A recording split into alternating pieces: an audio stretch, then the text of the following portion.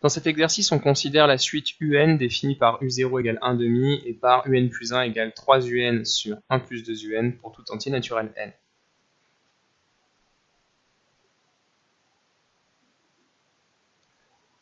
L'objectif global de cet exercice est de montrer que la suite UN converge et de déterminer sa limite. Pour montrer qu'elle est convergente, on utilisera le théorème de convergence monotone dans la question 2. On admettra qu'elle est majorée par 1 et on montrera qu'elle est croissante pour pouvoir montrer qu'elle est convergente. Dans la question 3, on introduira une seconde suite, une suite Vn définie à partir de UN qui, elle, sera géométrique et qui nous permettra donc de trouver le terme général de UN et d'en déduire du coup la limite de cette suite UN. Commençons par la question 1 où on nous demande juste de calculer les premiers termes de la suite U1 et U2, puis de montrer par récurrence que UN est positif pour tout n. Donc j'ai recopié la formule de récurrence de UN, on va l'utiliser pour calculer U1 et U2. U1 ça va être 3U0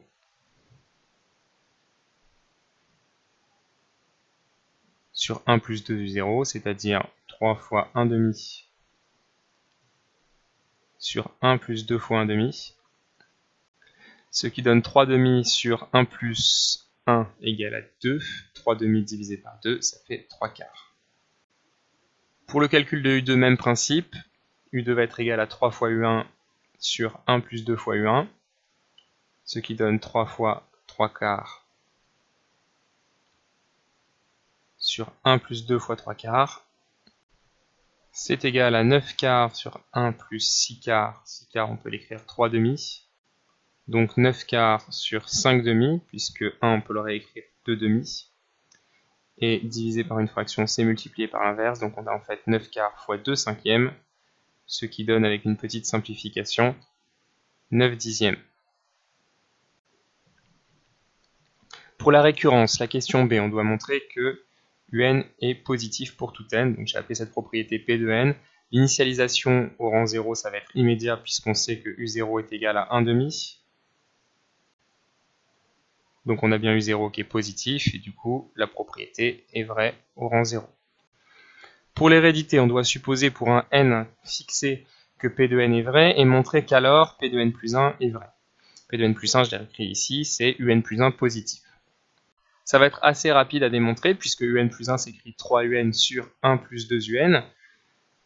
Comme on a supposé P de n, on a supposé dans notre démonstration de l'hérédité que UN est positif. Donc 3UN est positif et 1 plus 2UN est aussi positif.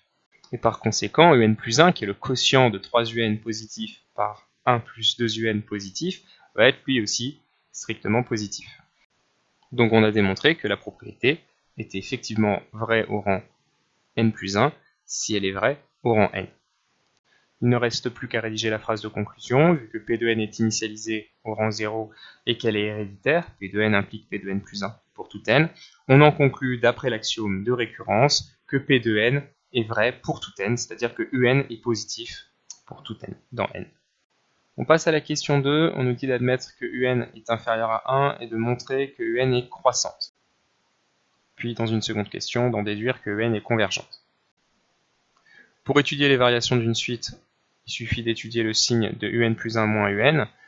On rappelle que UN plus 1 est donné par 3UN sur 1 plus 2UN. Donc il va falloir réduire au même dénominateur. 3UN moins UN facteur de 1 plus 2UN. Le tout sur 1 plus 2UN. Ce qui donne en développant moins 2UN carré, plus 3UN moins UN, ça va donner plus 2UN. Le tout sur 1 plus 2UN. Et on peut factoriser en haut par moins 2UN, ce qui va donner moins 2UN facteur de UN moins 1. Le tout sur 1 plus 2UN. On doit donc étudier le signe de cette quantité. On sait que UN est positif, donc en bas 1 plus 2UN c'est positif. Ici le facteur moins 2UN lui va être négatif, et du coup il reste plus qu'à regarder ici le facteur UN moins 1. Comme UN est plus petit que 1, UN moins 1 sera aussi négatif. On pourrait le rédiger sous forme d'un tableau de signes avec plusieurs lignes, mais je vais plutôt écrire la justification du signe de chacun des facteurs. suivant si j'ai utilisé que un était positif ou que un était inférieur à 1. Donc là j'ai bien écrit le signe de chacun des facteurs, un qui est positif, un qui est négatif, un qui est négatif, du coup le produit quotient des trois va donner quelque chose de positif. Du coup, un plus 1 moins un est positif, donc la suite un est croissante. C'est ce qu'il fallait démontrer. Pour la question B, comme on l'a dit dans la présentation de cet exercice, il suffit juste d'appliquer le théorème de convergence monotone. On a deux hypothèses. La première, c'est que un est majoré par 1, puisqu'on a admis que un était inférieur à 1, quel que soit n. Et la deuxième, c'est ce qu'on vient de démontrer, que un est croissante. Donc d'après le théorème de convergence monotone, la suite un est convergente.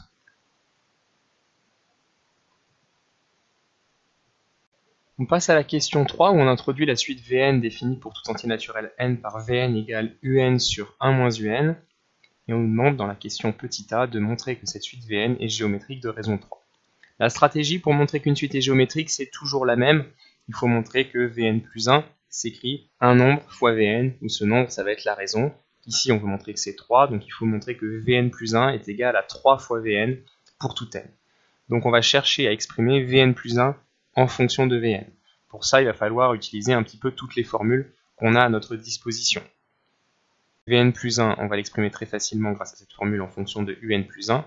Puis un plus 1, on va l'exprimer avec cette formule en fonction de un.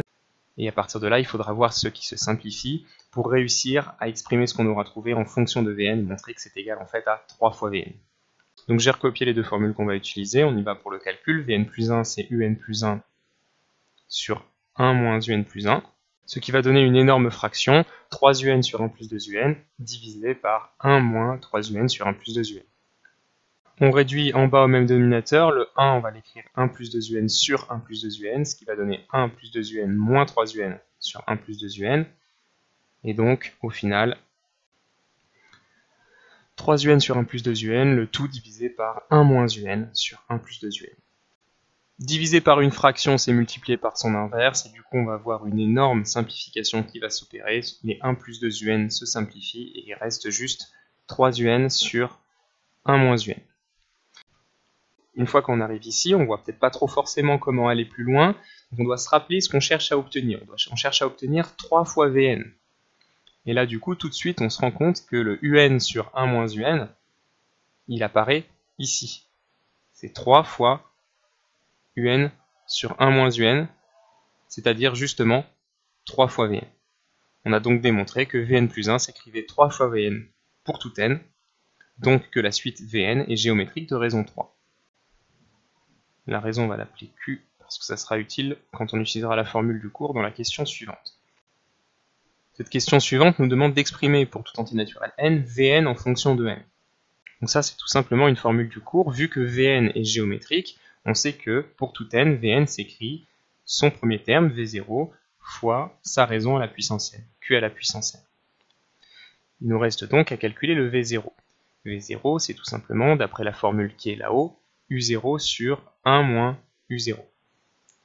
C'est-à-dire, vu que U0 vaut 1 demi sur 1 moins 1 demi, ce qui fait 1 demi sur 1 demi, ce qui fait 1. On en conclut donc que Vn est égal à 1 fois 3 à la puissance n, c'est-à-dire 3 à la puissance n. Pour la question C, on doit en déduire que pour tout entier naturel n, un est égal à 3 puissance n sur 3 puissance n plus 1. On va donc utiliser bien sûr le fait que Vn vaut 3 puissance n d'après ce qu'on vient de montrer, et on va partir de cette formule-là qui exprime Vn en fonction de un. Il faudrait, nous, pour pouvoir s'en sortir, exprimer dans cette formule un en fonction de Vn. Donc c'est un procédé classique sur les équations. On a une première inconnue exprimée en fonction d'une deuxième inconnue, et il faut qu'on exprime la deuxième en fonction de la première. Donc on part de cette égalité et on commence par se débarrasser du quotient en multipliant par 1 moins un. Ensuite, on va tout simplement développer, ce qui va donner Vn moins unVn égale un. Et on va chercher maintenant à mettre tous les termes avec du un d'un côté et tous les termes sans un de l'autre. Ce qui donne Vn égale unVn plus un. On va maintenant pouvoir factoriser dans le membre de droite par un, ce qui donne un facteur de Vn plus 1, et diviser par Vn plus 1 pour pouvoir avoir notre un en fonction de Vn. Ce qui va permettre, en utilisant le fait que Vn c'est 3 puissance n, de répondre à la question Un qui est égal à Vn sur Vn plus 1, et donc égal à 3 puissance n sur 3 puissance n plus 1. Pour la question D, la dernière question de cet exercice, on nous demande de déterminer la limite de la suite UN, donc on va tout simplement utiliser la forme explicite ici qu'on vient de calculer. 3 puissance n, lorsque n tend vers l'infini, ça tend vers plus l'infini, puisque 3 est plus grand que 1. Donc on va avoir une forme à déterminer, l'infini sur l'infini. Il faut donc factoriser par 3 puissance n. On va factoriser par 3 puissance n au dénominateur pour pouvoir avoir une simplification. Lorsqu'on factorise, en bas, on a 3 puissance n facteur de 1 plus 1 sur 3 puissance n. Et après simplification, 1 sur 1 plus 1 sur 3 puissance n. On peut donc maintenant calculer la limite. La limite de 3 puissance n, puisque 3 est plus grand que 1, c'est plus l'infini. Et du coup, par quotient, la limite de 1 sur 3 puissance n, c'est 0. On peut donc maintenant calculer la limite de Un, c'est-à-dire la limite de 1 sur 1 plus 1 sur 3 puissance n. Vu qu'il n'y a que des valeurs finies, on peut remplacer directement, ça donne 1 sur 1 plus 0, c'est-à-dire 1. La limite de Un vaut 1, ce qui répond à la question et conclut l'exercice.